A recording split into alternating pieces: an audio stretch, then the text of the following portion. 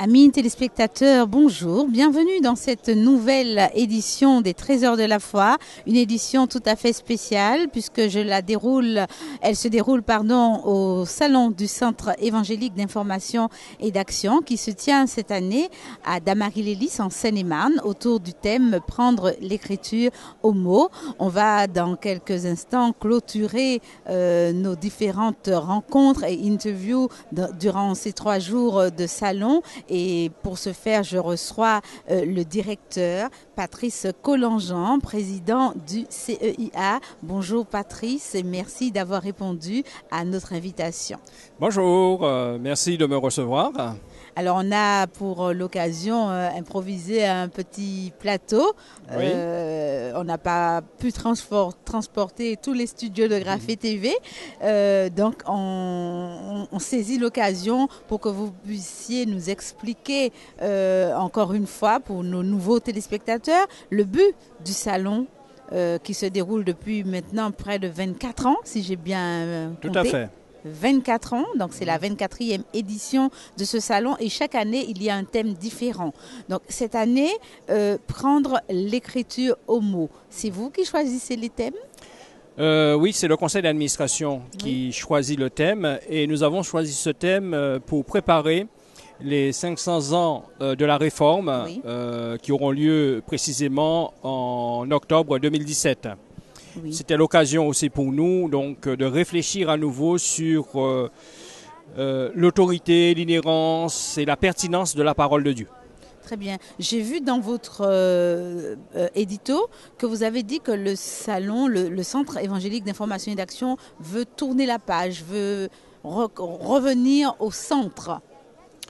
Voilà. Aux sources, si je puis dire. Oui, revenir à la Bible, c'est revenir à la source, à la source divine, parce que la Bible, on le sait, c'est la parole de Dieu, parfaitement divine et parfaitement humaine dans la mesure où Dieu a utilisé des hommes dans leur réalité quotidienne pour nous transmettre cette parole. Et on a profité aussi de ce changement de lieu, puisque jusque-là, on était à Logne. Oui, oui. Pour commencer un nouveau cycle du centre évangélique. Oui. Non seulement le changement de lieu, on a changé aussi de jour. Avant, c'était le dimanche, lundi, mardi. Et cette année, pour la première fois, c'est samedi, dimanche et lundi. Très bien. Voilà Très pourquoi je parle de pages qui se tournent. Très bien. On veut pas rejeter le passé. Hein. On continue à bâtir sur le passé. Oui. Mais on essaie de s'adapter aux besoins, mais aussi à la façon des personnes de vivre.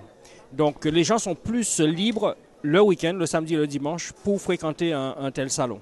D'accord. Alors, ce salon se tient depuis 24 ans, chaque année, autour d'un thème. Alors, on va préciser à nos téléspectateurs que c'est l'occasion pour tous ceux qui travaillent dans un ministère quelconque de venir présenter ce qu'il fait pendant 3 jours. Tout à fait, c'est pour ça qu'on a plus de 200 stands. Oui.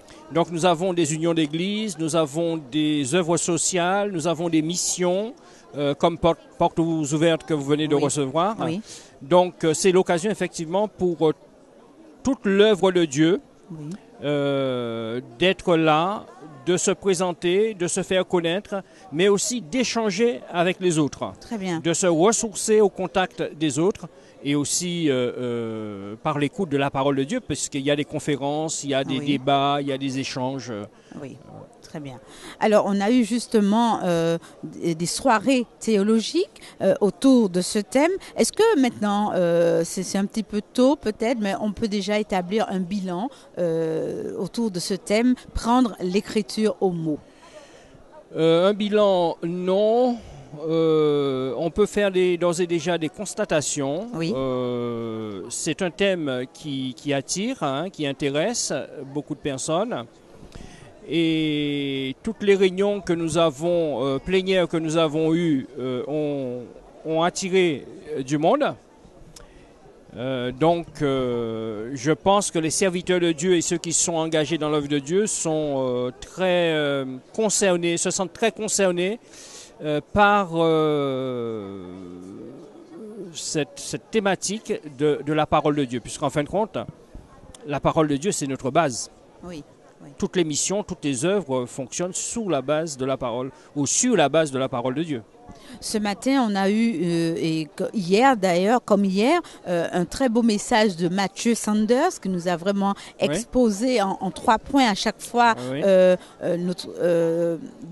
concernant Matthieu, comment il a analysé le regard qu'on puisse porter sur l'écriture, et à chaque fois, il a essayé de façon magistrale de recentrer les choses, recentrer notre regard sur l'écriture. Et en fait, la tentation de nos jours maintenant, ce serait peut-être de se laisser emporter par la nouveauté. Oui, et toutes les nouvelles doctrines qui viennent. Non seulement la nouveauté, mais surtout nos émotions et nos sentiments. Oui, oui. Ce qui était l'un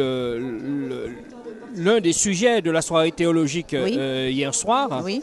On met la parole de Dieu de côté, on se laisse diriger par nos ressentis. Oui, oui. Voilà.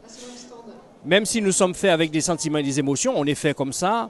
Le ressenti ne peut pas être un fondement absolu. Oui. Le fondement absolu, c'est la parole de Dieu. Très bien. Donc tous nos sentiments, toutes nos émotions, nos ressentis doivent être passés au crible ou au scanner de la parole de Dieu. Voilà. Très bien. C'est ce que Matthieu a voulu aussi nous dire, mais il a aussi voulu nous dire, en quelque sorte, d'examiner de près l'Écriture. Parce qu'on peut avoir une lecture très simpliste de la Bible et lui faire dire ce qu'on veut qu'elle nous dise. Voilà. Donc, mais il y a toute une méthode pour comprendre les Écritures, pour comprendre ce que Dieu veut nous dire. Et en particulier ce matin, il nous l'a très bien montré. Ce que Jésus voulait dire à ses disciples, c'est ouvrez votre cœur, ouvrez vos yeux et regardez la nouvelle réalité qui est en train d'être inauguré par moi. Voilà, voilà. En d'autres termes, Jésus va dire la même chose à Marie et à Marthe en Jean 11. Je suis la résurrection et la vie. Très bien. Voilà. Très bien. Donc, en mettant l'accent sur la parole de Dieu, on a voulu aussi mettre l'accent sur celui qui est l'objet et le centre de toute l'Écriture. Très bien. Jésus-Christ. Très bien. Voilà. Très bien. On a eu également un très bon moment de louange avec Pat Burning, qu'on connaît bien. Le CEIA a un conseil d'administration. Comment se définit le choix des intervenants chaque année? On a une réserve d'intervenants avec lesquels on travaille. Oui. Voilà. Sans se fermer à la nouveauté. Oui. Donc, on a eu l'occasion de recevoir des groupes gospel, on a eu l'occasion de lancer aussi, d'aider des jeunes à se lancer. Très bien, oui. Donc, Pat Burning est très connu, c'est un pilier de la musique chrétienne francophone. Oui. Il a un message aussi très percutant, parce qu'il vient d'un pays, l'Afrique du Sud, qui a connu le racisme. Et Pat Burning a été l'un de ses serviteurs qui a lutté contre le racisme et qui a apporté un message de paix. Très voilà. bien. Donc si on regarde bien, pratiquement toutes les chansons qu'il chante sont fondées sur la parole de Dieu, c'est-à-dire c'est pratiquement des textes bibliques, particulièrement des psaumes. Les psaumes, oui, voilà. Très bien. Et c'était sa façon aussi de promouvoir la parole de Dieu. Donc, cela allait très bien avec le thème des Écritures. Oui. Voilà. Oui, la parole de Dieu peut être chantée. Oui, excellent. Voilà. On peut mettre en musique certains psaumes ou certaines prières. Voilà. Donc, Pat Burning correspondait bien à la thématique. Oui, c'est cela. Il le fait très bien d'ailleurs. Voilà. J'ai noté que les rendez-vous futurs du CEIA sont déjà pris. Donc, pour nos téléspectateurs, on rappelle que c'est traditionnellement le 3e week-end du mois de novembre. Donc, cette année 2016, c'est exceptionnel que nous rencontrons le 2e week-end. Voilà. Donc, l'année prochaine, 2017, où on va célébrer les 500 ans de la Réforme. Oui. Comment vous abordez cet anniversaire? Voilà, nous sommes en pleine réflexion. Je ne veux pas tout dévoiler maintenant. Voilà, il faut garder l'effet de surprise aussi. Oui. Mais nous travaillons. Ce que je peux dire d'ores et déjà, c'est qu'il y aura une exposition qui est en train d'être réalisée par le CNEF. Oui. Donc, qui sera dans les locaux de l'expo. Et on aura sans doute des conférences historiques. Très bien, oui. Peut-être une approche sociologique. Qu'est-ce que la réforme nous a apporté? Très bien. Et qu'est-ce que la réforme nous apporte aujourd'hui à nos églises évangéliques? Très bien. Donc, les rendez-vous samedi 18, 19 et 20 novembre 2017. Voilà. De toutes les façons, Graphée TV sera là pour ne pas rater cet événement, les 500 ans de la réforme, réforme dont nous héritons aujourd'hui. Patrice Colongeant, j'aimerais encore vous poser une autre question concernant vos attentes pour les prochaines éditions du CEIA. Qu'espérez-vous, qu'attendez-vous de ceux qui veulent exposer, des exposants? Voilà, moi j'ai deux attentes particulières. D'abord qu'il y ait plus d'exposants. D'ailleurs l'année prochaine, on sera probablement dans ces lieux, à Damary-lès-Lys, et nous aurons une deuxième salle qui sera mise à notre disposition. Très bien, très bien. Elle est en rénovation en ce moment. Donc, qu'il y ait plus d'exposants et surtout des personnes qui débutent dans un ministère. Très bien. Les petites associations qui travaillent et qui veulent faire passer une idée, qui ont un ministère, j'aimerais que... Donc vous voulez que ce salon soit vraiment un tremplin pour les débutants? Les débutants dans le ministère, oui. Mais aussi un tremplin, ça c'est ma deuxième attente, oui. Mais aussi c'est un tremplin pour de nouveaux serviteurs. Très bien. C'est pour ça que nous commençons le samedi et nous mettons l'accent sur la jeunesse. Oui, bien sûr. Et on aimerait mettre les jeunes en contact avec les différentes missions, avec les... Voilà.